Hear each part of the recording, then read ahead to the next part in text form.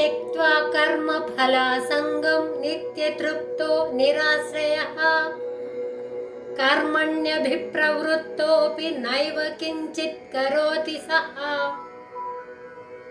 ఎవరైతే కర్మఫలంపై ఆసక్తిని వదిలిపెట్టి ఎప్పుడూ సంతోషంగా ఉంటూ దేనిని ఆశ్రయించక ఉండునో అలాంటి వారే కర్మలు చేసినా కొంచెమైనా చెయ్యని వారే అవుతారు. అంటే మహాత్ములు కర్మలు చేస్తారు కానీ కర్మఫలంపై ఆసక్తి చూపరు. ఇంకా పొందవలసిన ఆనందం వారు ఆత్మయందే పొంది ఉన్నారు. అందువల్ల ఎప్పుడూ ఆనందంగా ఉంటారు.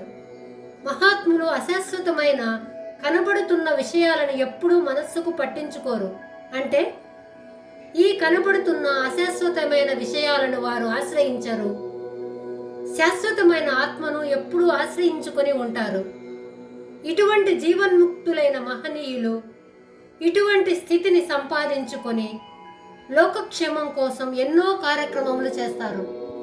ఈ విధంగా కర్మఫలాసక్తి రాహిత్యము, నిత్యతృప్తి, నిరాశ్రయత్వమను ఈ 3 సుగుణములు కల మహనీయులు ఎన్ని కర్మలను చేసినా ఏమాత్రం ఆచరించనట్లే. ఇదే అకర్మత్వము. ఈ విధమైన పద్ధతులు పాటించిన వారే ఎన్ని గొప్ప పనులు చేపట్టినా చక్కగా చెయ్యగలరని అర్థమవుతుంది.